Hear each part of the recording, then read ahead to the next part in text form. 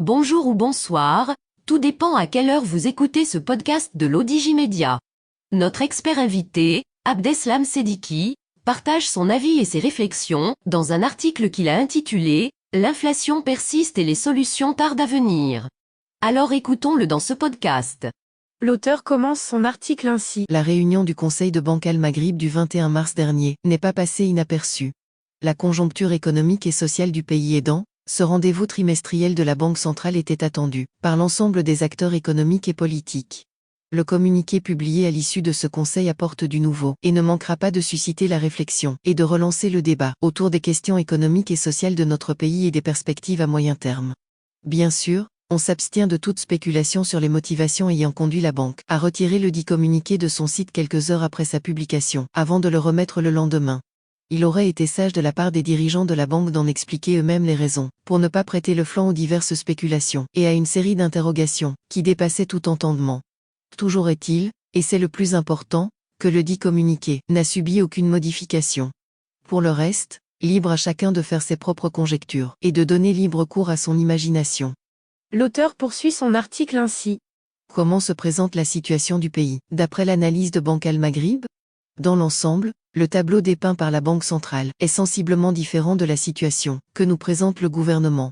Ainsi, les principales hypothèses sur la base desquelles le gouvernement a élaboré la loi de finances 2023 sont devenues caduques.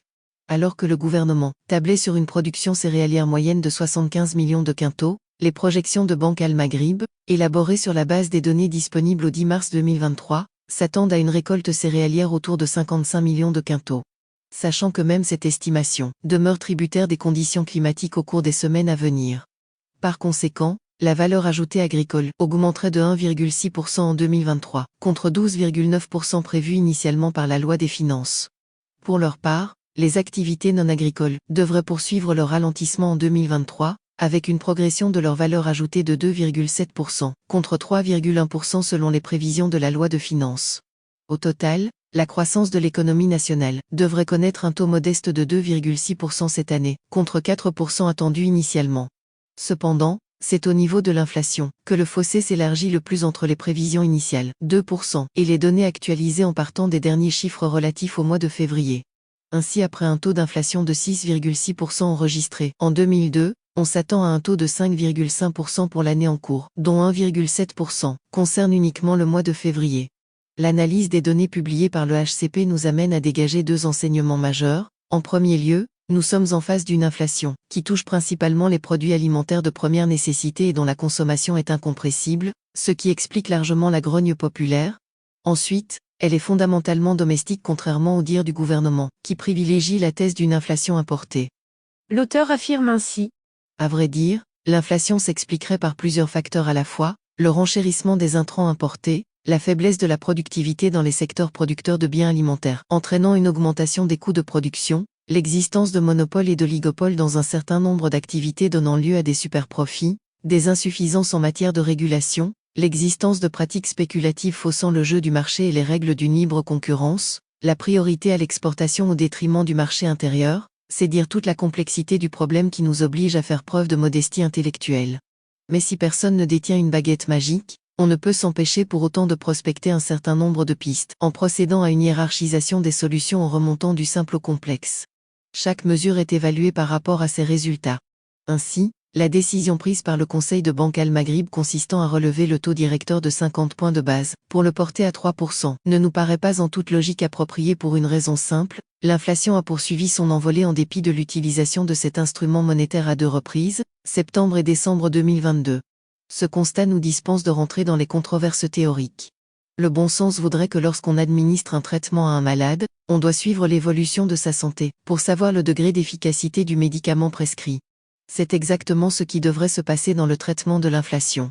S'il n'y a pas d'amélioration, il vaudrait mieux arrêter le traitement et prospecter d'autres palliatifs, ne serait-ce que pour réduire les effets secondaires.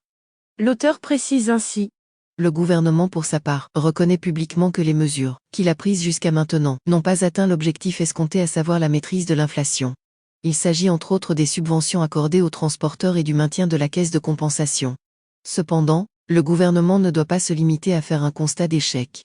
C'est le moment, face à l'urgence, de passer à autre chose et de tester d'autres moyens comme l'octroi d'une aide directe aux personnes nécessiteuses, la valorisation des petits salaires et pensions, en plus de l'élaboration d'un plan à moyen terme, portant sur la révision d'un certain nombre de programmes sectoriels, la réorganisation des circuits de distribution, la lutte contre les spéculateurs et l'éradication des situations de rente et de monopole privé. Une telle démarche se recoupe en partie, mais en partie seulement, avec celle défendue par le haut-commissaire au plan dans une interview accordée à un journal électronique, Média 24. En effet, estimant que le levier monétaire n'est pas approprié pour réduire l'inflation, il nous invite à apprendre à vivre avec tant elle est devenue structurelle. Pour lui, le levier à activer consiste à entreprendre des réformes structurelles de nos politiques de production. On aurait aimé, cependant, pour clarifier davantage le débat, que notre ami Lalimi nous précise ce qu'il entend par vivre avec l'inflation. Certainement pas en abandonnant les citoyens démunis à leur sort. L'auteur conclut ainsi. Ce débat est certainement utile pour le pays. Le gouvernement a, dans tous les cas, l'obligation politique et morale de prendre la question du pouvoir d'achat au sérieux. Rédigé par Abdeslam Sediki, élu par l'intelligence artificielle de l'Odigimédia. Merci d'avoir écouté ce podcast de l'Odigimédia, ce bouquet de supports numériques, portail, magazine mensuel connecté, web radio et web TV. N'oubliez pas de télécharger notre application l'Odigi mobile sur Play Store et de vous abonner à notre chaîne YouTube l'Odigi TV. Vous pouvez, aussi, nous suivre sur nos réseaux sociaux, Instagram, Facebook, TikTok, LinkedIn et Twitter. Ou encore, vous inscrire sur notre newsletter quotidienne à partir du portail lodigi.ma. Alors, on se dit au prochain podcast de nos experts invités. Et à très bientôt, si et seulement si vous le voulez bien.